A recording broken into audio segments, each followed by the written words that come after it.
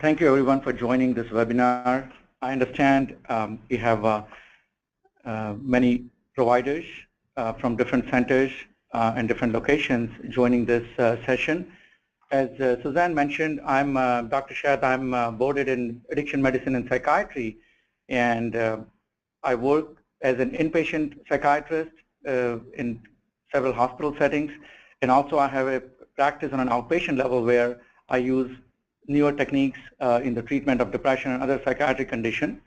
My primary interest is working with clients who have background or pathology with addictions, and they also have comorbid mood disorder. And what I have learned and what data has shown that the cause of success or failure for our addiction clients depend on how well their co-occurring condition or their mood disorders are treated in between their relapses. So what I want to do, first of all, I want to thank Sovereign for this collaboration and combining their excellent treatment programs and facilities along with the state-of-the-art introduction of Deep TMS. The technology of Deep TMS, which is manufactured and brought to the market by BrainsWay, has been around for over 3 to 4 years. Prior to that, there has been TMS treatments available. It is now FDA indicated for the treatment of major depression. And I want to divide my talk today into 3 different sections. One, general discussion about major depressive disorder. Then, what are the treatment modalities available? What are the new advances for medication management and diagnosis? And then I want to expand this conversation on the availability of neuromodulation and specifically Deep TMS treatment. We all know that depression presents differently for most of our clients. It's a cluster of symptoms. No 2 patients of depression present the same, but some of the common symptoms of depression include sadness, changes in the sleep pattern, not having interest in activities or things that they used to do before, anhedonia, changes in their appetite, changes in the energy level, and when the helplessness and hopelessness, it exceeds their level of acceptance, then it reaches to suicidal thoughts, suicidal ideation, and if not treated correctly, then our clients end up trying to self-medicate themselves with the agents or compounds that are not suitable for them. Prevalence of depression, it is almost 6.7% in our population right now. We believe that between 15 to 17 million people at any given time in our country have major depressive disorder, and women seem to have a higher risk of depression compared to men. Another interesting statistic is that it is more likely to be present among certain ethnic backgrounds, such as Alaskan Indians, Native Americans. In fact, if you followed the news last week, a small town in Canada near Ontario had to declare an emergency because they had 11 suicidal attempts in that native town with a population of only 1,500, and they have lost more than a dozen people in less than a year. It is becoming one of the leading cause of disability, and by 2020, it is expected that depression would be #1 cause of disability amongst Western world. Again, depicting graphically, the incidence or the prevalence is more in women than men. And again, certain ethnic backgrounds, there is a higher risk of major depressive disorder. In terms of the new advances in the diagnostics, there is a new blood test, one and only blood test, which has been developed and marketed now. It is called MDD score. It is developed in Southern California.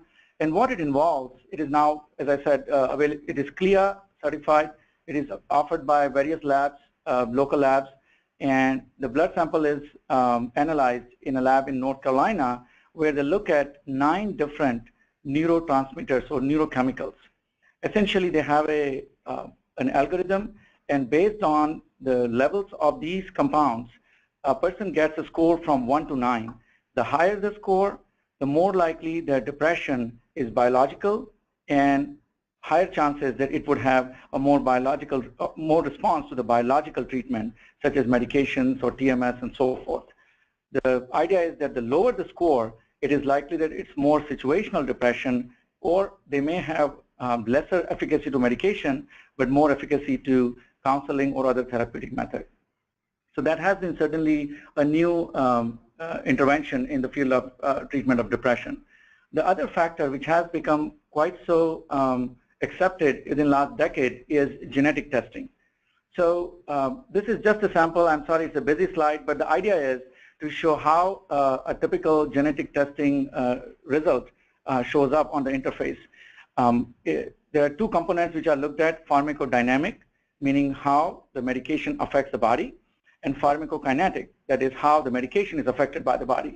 So if you look at pharmacokinetic, it is basically looking at the enzymes which are present in the liver and which metabolize this medication, and knowing whether a person is rapid metabolizer or slow metabolizer can help us determine what would be an appropriate pharmacotherapeutic agent for this patient. When you look at the pharmacodynamic, that looks at various neurotransmitters and their receptor systems. And something that I want to focus on here in this slide is looking at COMT, or catecholamidyl-transferase gene. It's an enzyme which metabolizes or breaks down dopamine.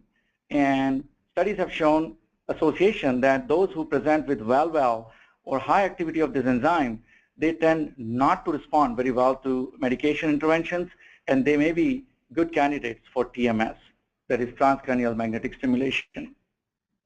So in an overview, the treatment for depression includes psychotherapeutic interventions such as CBT, DBT, psychodynamic, medication interventions such as SSRI, SNRIs, stimulants, mood stabilizers, lithium, and the newer class of medicine, which are also known to improve the cognitive effects of depression. And a new term which has been coined more frequently now called neuromodulation, which is like using a freeway or a highway to reach directly to the parts of the brain or stimulate that part of the brain which we believe is responsible for mood regulation. That includes TMS and deep TMS, and we'll talk about the distinction between the two.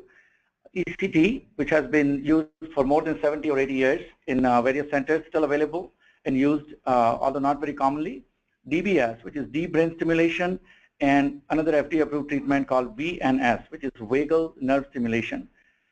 Out of these, TMS, or transcranial magnetic stimulation, is the only non-invasive, non-surgical outpatient treatment that is currently available and is FDA-approved for the treatment of depression. So how do you integrate all different modalities of treatment for depression? Well, for one, we need to have a treatment team which is willing to work with different partners, which includes therapists, which includes psychiatrists, nursing, the kind of comprehensive program that is offered in Sovereign and the recovery level, and that can embrace the upcoming and the new technologies which can offer more to our patients. We know that medications, most people have polypharmacy. One medication is generally not effective. Many of our patients have medical conditions. Because of their depression, they are not able to take care of their health issues, leading to worsening of their diabetes, their heart conditions, other chronic issues, and they end up with multiple medications. We also know that most of the SSRIs are prescribed by primary care physicians. When they are not responding to them after a first or second trial, they go to the SNRI or NDRI, which are typically medications such as Effexor, Pristiq, Wellbutrin. And then if they are still not responding to them, then the further augmentations occur, such as Abilify or atypical antipsychotics. MOI, rarely used, but still in practice. And less than probably 1% of the population or the treatment-resistant depression patients get ECT. As you can see that there is not a significant share of TMS at this point, but it is expected that with the availability of this technology and more widespread acceptance of this, there will be more and more share of the treatment from TMS. And we know that medications have multiple side effects, including physical side effects of GI symptoms, weight gain, sedation, sexual side effects, to name the few. And those who are working in the recovery programs, they know that many times patients are coming not because of the dependence or addiction to the street drugs, but rather to the prescription medicines. So that definitely poses another challenge. This is some data from STAR-D trial, and STAR-D study is by far the largest non-pharmaceutical funded, that is, this is the government-funded study to develop some sort of algorithm for patients who are having treatment-resistant depression. And the accepted definition of treatment-resistant depression is for those people who have tried at least 2 or more treatment options of different classes, and they have not responded with adequate response or remission. So what this slide shows that as the number of trials increase, the chances of recovery or remission keeps going down. So it is someone to get better with the symptoms of depression is much higher in their first-line treatment, but as they go into the second and third failures, then their chances of recovery goes worse and worse. Case to the point is that they need to have alternative options besides the current medications that we have available in the market to use that for their depression. Another data from the same study was that as the number of treatments go up, so does the incidence of side effects, and that leads to discontinuation of treatment. One of the very common issue that we all have to deal with in mental health or addiction medicine is non-compliance. And while it is considered to be a behavioral component for many of our clients, we know that from the pharmacological point of view, it is a direct outcome of more and more side effects that these patients face. And with the advent of genetic testing, I think we can now screen some patients out and decide before starting those medications whether they are good candidates for those meds or are they going to have more side effects, and thus they should not be started on those medications. Again, these are some of the side effects that our patients come across, including weight gain, constipation, GI symptoms, sexual side effects, and so forth. There has been a lot of media debate and conversations in the media about whether antidepressants actually work. Again, we know that they work. There is between 25 to 35% response with most antidepressants. There are not very good head-to-head studies with antidepressants, but it is believed that most antidepressants fall into that category. And why are we talking about the non-response and the side effects of medicine? This is where we want to lead ourselves to, is when a patient of major depressive disorder is not treated or their symptoms are not in remission, they are more likely to try to find the treatment themselves or end up having self-medication. We know that with substance use, there is 30% co-occurring major depression and equal number of other co-occurring psychiatric conditions such as anxiety, bipolar, and some other conditions within that field. And we know that the recovery challenges are with self-medication. And just yesterday, in my Rancho Mirage Palm Desert practice, I saw a client who has been in a recovery program for the 3rd time in less than 8 months. She has gone through the first time for 2 months, the second time for 75 days, and now she is in again for last 3 weeks. And she explained, which is true for most of our clients, that when they go to the program, they get their detox, they start maintaining the recovery program and maintaining sobriety, they scale down to IOP level of care, and maybe another 30 or 60 days of that. And when they head back home, they are not able to keep their sobriety. Within 2 to 3 weeks or maybe a month or 2 months, when they go through some stressor or there is a lack of support system, and just having their major depressive symptoms recur or their anxiety symptoms recur, that leads to them going back to their self-medication. Important thing about TMS is that, again, with our practice with the clients from recovery programs and collaboration with the providers on those programs, we have learned that when patients are getting TMS while they are in the recovery residential program or they are in IOP, they tend to have better focusing and better participation in their treatment program. So their participation is better. Not only that, they seem to have improvement with their mood, so they are able to maintain better relapse prevention rates.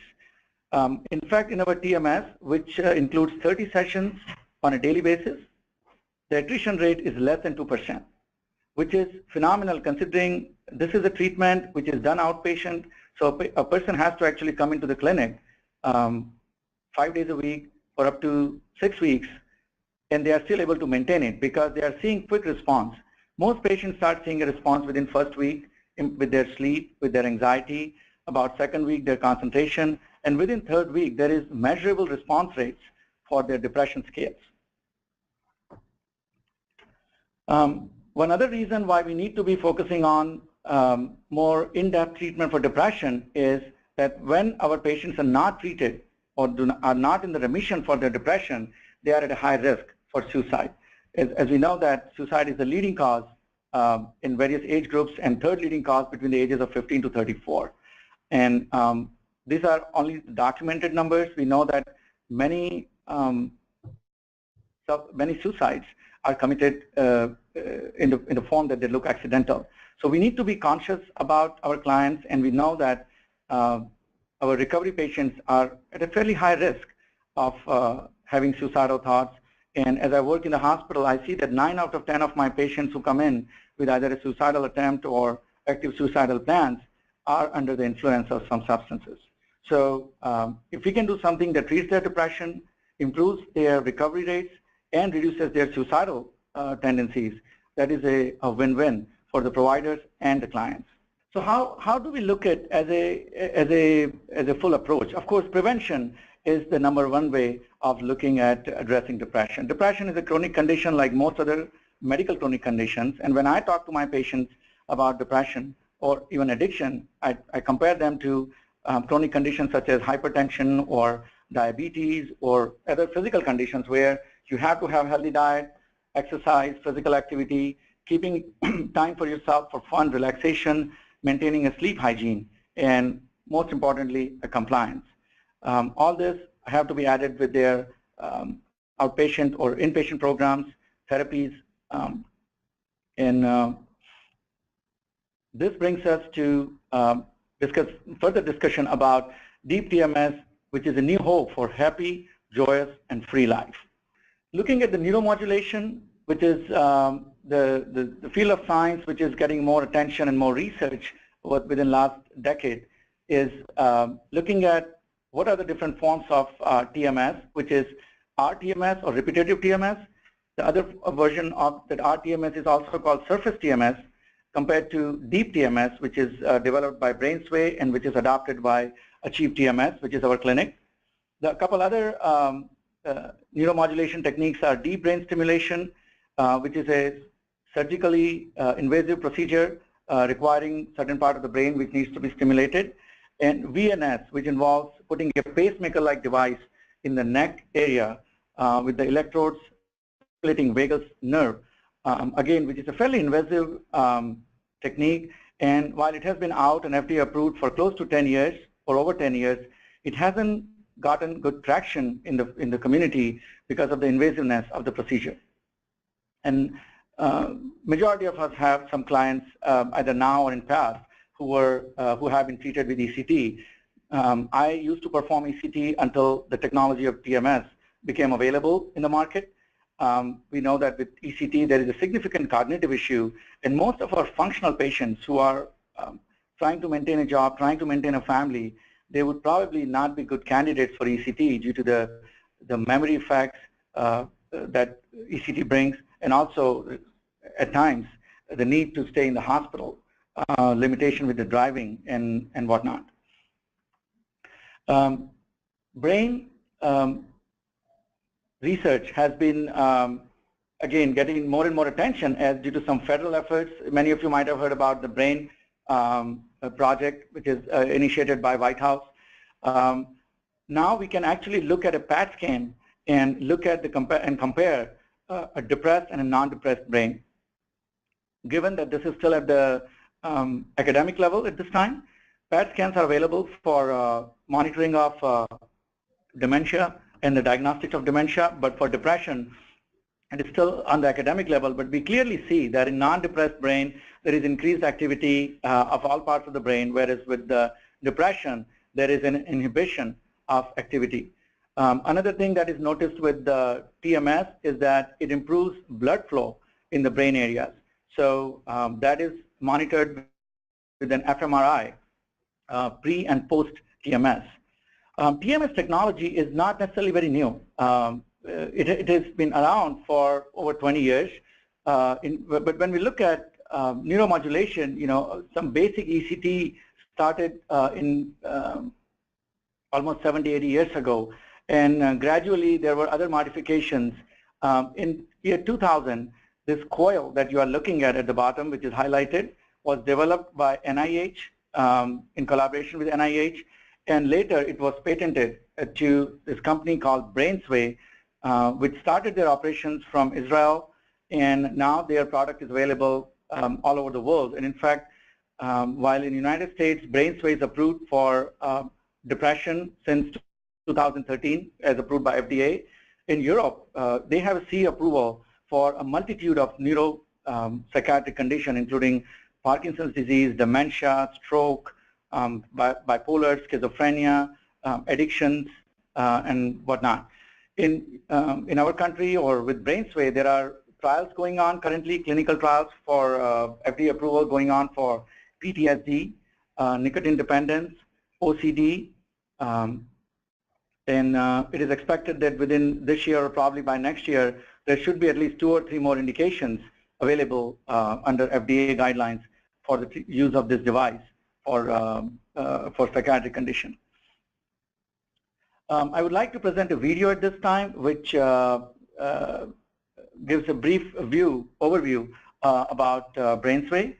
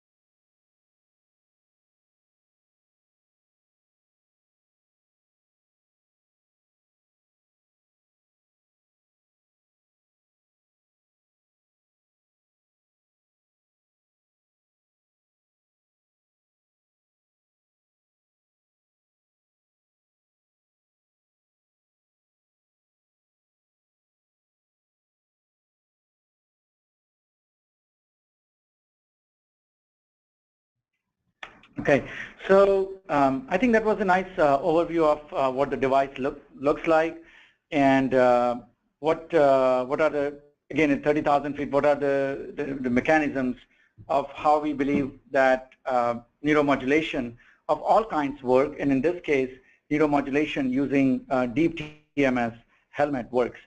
The uniqueness of this treatment comes from the fact that this is individualized, meaning that a significant time is spent in the first few sessions of this treatment to find out what is the right location for the placement of this coil, meaning the goal is to reach left prefrontal cortex, as you can see on the lower left bottom pictures. The goal is to reach the left prefrontal cortex because that is the area which has been consistently shown with different research groups responsible for mood regulation, executive functioning regulation, focusing, concentration, and so forth. And the other factor which individualizes this treatment for the patients is that we look at the threshold, meaning what is the brain sensitivity for the magnetic pulses that are imparted from this coil. So irrespective of the age and weight and the size and the ethnicity of the person, the typical factors which can contribute causing the variability to the patient is if they are on certain kind of medication. For example, we take a daily log of patients whether they have changed their caffeine use, because if they are taking higher doses of caffeine suddenly, that will change the sensitivity of the brain, making it hyperexcitable, and that might change what level of threshold that they need to get for their magnetic pulses. So again, it is individualized for each person for the location and also for the strength of the magnetic pulse. This device uses the kind of similar technology as MRI. It makes the same noises as MRI machine. And again, it's those of you who have been to MRI or have heard about MRI, is that you are not allowed to have steel in this case, mostly in the head part of the body, in the cranium, so that there is no attraction or repulsion between the magnetic device and the steel. We have treated at our centers many patients who have had neurosurgeries for tumors or variety of other conditions, and they have been placed with titanium screws or titanium hardware, and that is perfectly acceptable. Titanium is not a contraindication for this, whoever is. And I think within the last 20 years, most of the neurosurgeries have only used titanium for any intervention.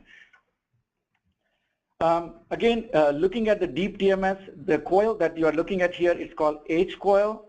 BrainsWay is working on developing probably other 8 different coils. And the idea is that will decide the focusing of the magnetic pulses. In this case, the focusing is on the left prefrontal cortex, as you see on the picture. The advantage of deep TMS is that it has about 2.5 times deeper penetration of the magnetic pulses into the brain. So it affects more pathways and has more robust response rates. One thing to know is that this is not radiation. This is not X-ray, because many of our patients will have that question. This is MRI, so it uses magnetic pulses, and magnetic pulses have been found to be completely safe to the body, unlike CT scan or X-rays, which includes radiation. We know that the deeper structure, the interest with deep TMS and addiction medicine has kind of been rekindled because knowing the fact that there is deeper penetration, and there are other areas of the brain such as nucleus accumbens, ventral tegmental area, which are involved in the controls of the addiction pathways, can also be influenced by deep TMS. So a typical protocol for TMS is, again, very simple. It's an outpatient process. As I said earlier, it's a non-invasive FDA-approved treatment for depression. No anesthesia needed. In my office practice, a person typically drives in, no restriction on diet, meaning they don't have to fast in the morning or anything. In fact, if anything, we advise our patients to be well hydrated, well nourished, because TMS has been shown by fMRI that it increases blood circulation in the cranium. So we want to make sure that they are well hydrated. Again, the treatment session, as we mentioned earlier, is about 20 minutes. By the time they come in the first session, it takes another half an hour, because we have to do some measurements for their what we call cortical mapping, where we look at the motor cortex on the left side, which controls the right hand. And based on that motor cortex area, we determine the location for the stimulation focus. Protocol is between 4 to 6 weeks of 5 sessions per week. I'm going to show some data of the efficacy of this treatment, which compares the two models, which is 4 weeks or 6 weeks. Again, typically the cortical mapping is in the first session, and then every week to 2 weeks, we revisit or we do what we call redetermination to make sure that there is no tolerance or their threshold is still at the same level where we started. Who are the good candidates for TMS? Well, one thing I would say, this information on the slide is more applicable to the general population, where we know that there is about 1 in 6 people have depression, and 52% fail to respond to first line of treatment, and about 33% are resistant to any kind of drug treatment. Now, they may have minor response, but not enough response to allow them to have remission. There are 4 sets of data that I have here. One, looking at what is the response versus remission rate in comparison to placebo. Second, what is the difference between 20 to 30 sessions? Third, how well the response is if someone is taking their medications. Again, keep in mind that TMS does not preclude someone from taking medication. They can continue with their medications as long as they are able to tolerate and while they are still receiving TMS. And the fourth is the comparison with the deep TMS and the superficial TMS, or repetitive TMS as it is called. So one information that I would like to focus on, it says, is remission versus response. And most people working in the mental health field know that remission, it means that most of us who are sitting in this webinar and are able to focus and concentrate are sort of in a remission phase, meaning symptoms are minimal, if any, and the person is able to function at their highest level. Whereas response is where there is less than 50% symptoms compared to the starting baseline scale. So if you look at the TMS response, it is more than 70%, and these are the people who are still taking their medications even though they did not have a full remission to that. And the remission rates are about 40%. Keep in mind that with typical medications, the response rates are between 25 to 35 with any of the antidepressant medications available in the market. The study that led to the FDA clearance of this device is shown here, which compared the effect of this treatment of deep TMS in comparison to placebo. Now, just keep in mind that here the placebo is called to be sham, where these patients actually had to wear helmets. Their helmets during the treatment made noises, just like a regular treatment of an MRI machine. It also gave them the feeling as if something is pecking on their skull or their forehead, just like a regular treatment, so that they could not tell whether they are getting the real treatment or the sham or the placebo treatment. And as you can look at it, the response rate, and these are the patients who were taken off of all their medications, which we typically don't do in ideal world, but for the study purposes, for the clinical trials that were acceptable to FDA, they had to be off all their medication. And you are looking at, these are the treatment-resistant depressed patients who had response rates of close to 38% and remission rates to close to 33%. Again, which is significantly higher than what you see with medications. When they are taking it along with medications, response rates are high. Now, in this case, the comparison is between 20 sessions and 30 sessions. So definitely, as you can see, the response and remission rates were significantly higher when they had 30 sessions. So almost all our clients in our clinic, we offer them 30 sessions. While they see a significant improvement in their symptoms, even within first 4 weeks, we still work with them and kind of encourage them to continue their treatment until 30 sessions. Sometimes during the last week, we extend those sessions. Instead of 1 week, we extend it within 2 weeks to spread out their sessions. One other thing to know, that the efficacy of this treatment lasts for many patients up to 12 months or 24 months. Another data to look at is how does it compare with someone who has had repetitive or surface treatment. As you can see, there is an increased response rate, an increased remission rate, 24 to 59% versus 14 to 35% for those who had deep TMS versus those who are having other forms of TMS. Just a reminder that TMS is available as a surface TMS or as a deep TMS, and we are using the deep TMS technology. Some other comparisons between the deep and the surface TMS shows that there is more deeper penetration with deep TMS. As you can see on the right picture, deep versus sham, in comparison to figure 8 versus sham. Figure 8 is the surface TMS, which is superficial TMS. Again, there is a limited activation of the areas that we are interested in with the TMS.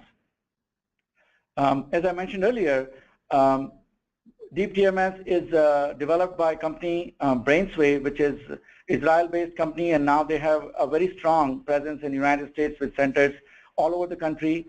The expectation is that with the deep TMS, we can also influence the nucleus accumbens, ventral tegmental area, the areas that we know are responsible for the addiction pathways.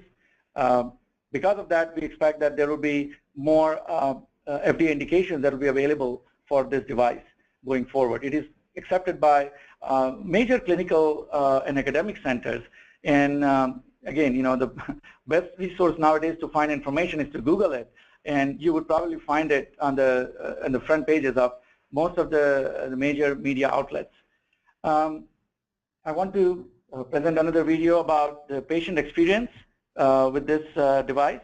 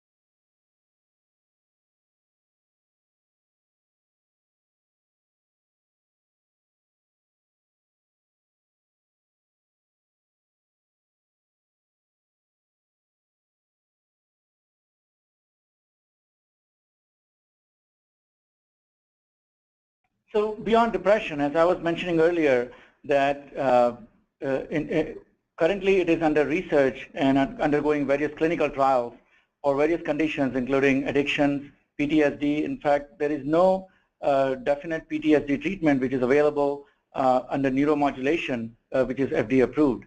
There is also a trial going on with OCD, because we know that many of our clients have co-occurring conditions with depression, OCD, addiction. As I mentioned earlier, in Europe, it has CE approval for various neurological conditions as well, such as dementia, stroke, Parkinson's, and so forth. Used in various academic institutions, there is a lot of data coming out. There is more awareness. I wouldn't be surprised if you start seeing clients who come to the program or to come to our residential centers talking about the fact that they might have had TMS or they are interested in TMS. We are getting a lot of requests from other recovery centers with our clinic in La Jolla and in Palm Desert, Rancho Mirage. And I think this is only going to go get more exciting going forward. I see that this is a natural alliance for any or all mental health providers who are involved in working clients who has difficulty in managing their recovery, having frequent relapses, and are not benefiting from the current options with psychopharmacology. I think at this point, I would like to open the floor for any questions. And I believe everyone has some form of chat box where they can write their questions and forward to me, that I'll be able to read those and respond back to it. Thank you again for your patience. Thank you. Back to you, Shruti. All right. Thank you, Dr. Sheth. Thank you everyone for listening to the webinar. Now we are going to start our question answer round. This is for all the attendees. You can still use the chat box to send in your questions. We can ask those questions to the doctor straight away right here. So, doctor, our first question is from Sandra. I'm a medical director at Sovereign Rancho San Diego, which is Teen Subacute Treatment Center, and I'm wondering what current status of FDA approval of TMS for adolescents treatment? So at this time, there are clinical trials going on for ADHD in adolescents and also for depression. Since we asked the question, as most of us know that once a device or a medication is available in the market, what happens is many providers, they start off-label use of the treatment, and there are academic centers who conduct studies with these devices. So to my knowledge, there has been clinical trials going on for depression and ADHD in adolescents. And again, I have come across meeting with other peers in the field. There are some providers who have been using this device for who are as an off-label option for some of their clients in that age group. All right. Moving on to the next question. It's from Caroline. What are the potential side effects of DTMS? Deep TMS. So one of the things that I was mentioning earlier about deep TMS or any form of TMS which uses magnetic pulses is that a person should not have any steel-like metal in their cranium. So again, that's a contraindication more than the side effect, of course. But one of the things we also look for is people feel when they are going through the treatment, and in fact, most of the staff and my peers, and in fact myself, we have sat through at least one or more sessions of the deep TMS on myself, just to feel what it is like when I'm explaining this to the patient. So what a person feels is as if there is something tapping on their forehead or their head. There is no physical piece of device that is tapping, but it is more due to the energy of the magnetic pulses. It feels like that something is tapping on the forehead. Some people feel a mild headache the first or the second time when they have this treatment, but that can be treated with Tylenol or ibuprofen of their preference. And usually after second or third treatment, they don't have any headaches or any other difficulty. Another thing that can happen for some people because of the stimulation of superficial nerve, not the brain nerves, but superficial nerves. Some people may feel a little bit of jaw movement on the right side, and again, that either that is minimal or that is insignificant. That does not stop the treatment. So those are the common responses to it. All right, thank you so much. Moving on to the next question. Doctor, lots of people are asking about the cost involved and insurance cover for DTMS. Yes, so regarding the insurance, most of the commercial insurances have now been approving, it is on their policy to approve TMS. Most of the commercial insurance PPO policies, HMOs policies have not yet picked up, but there is case-to-case revision on that, case-by-case revision. Just recently, 2 weeks ago, Medicare, Noridian, which covers California, has agreed to allow that as a service under the policy.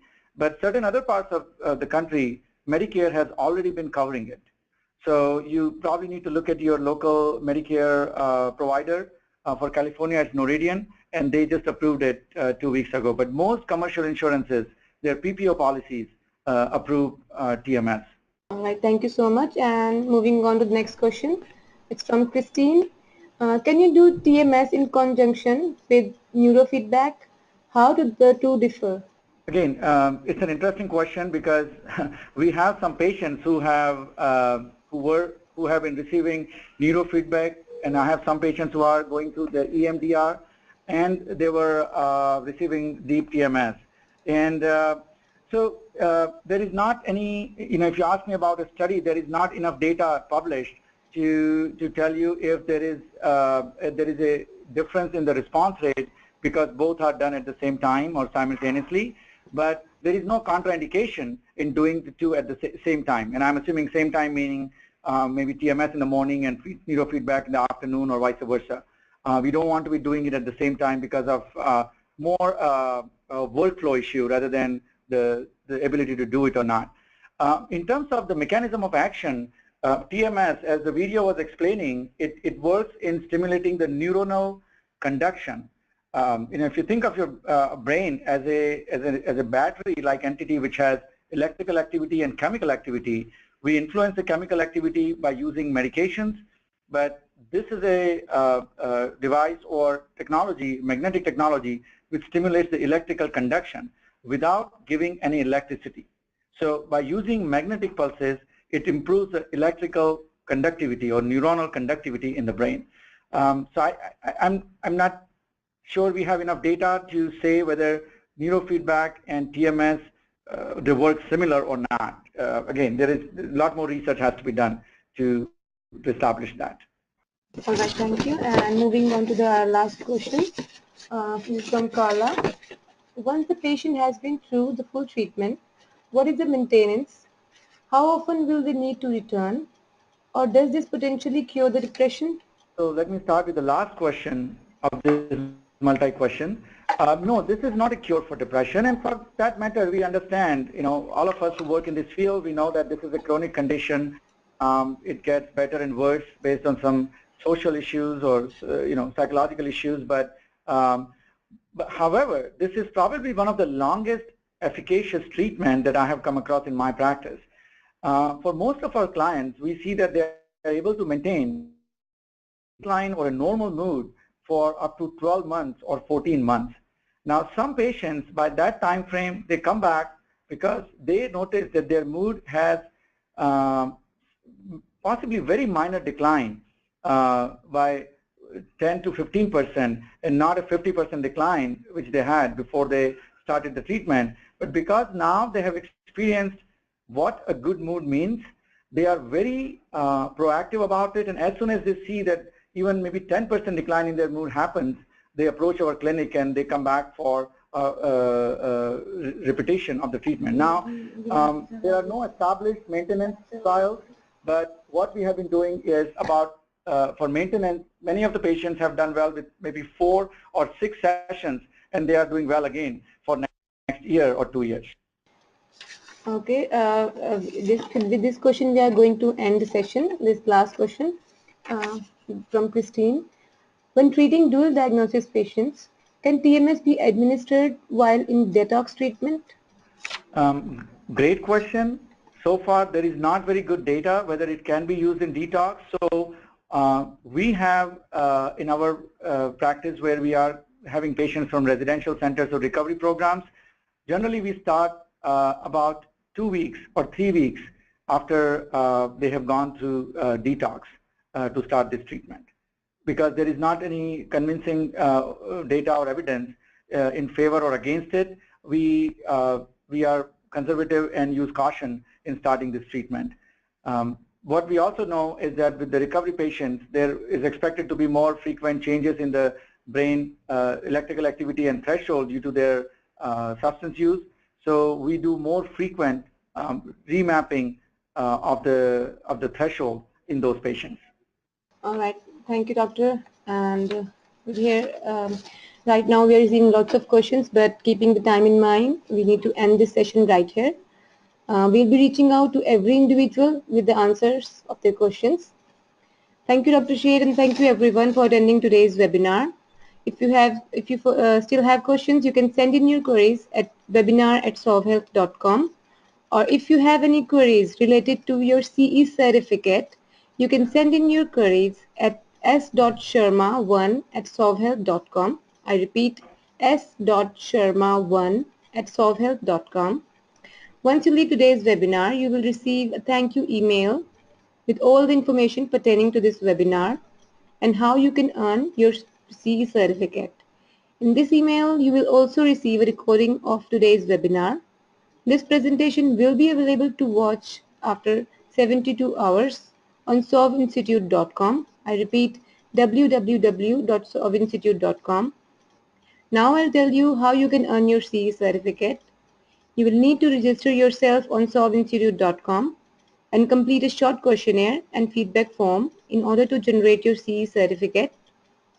You can save your login credentials for future use. You can access several other existing CEU presentation over there, answer the questions that follows, and you can earn CE certificate for those presentations as well. Thank you everyone for your participation. We hope you found this information valuable.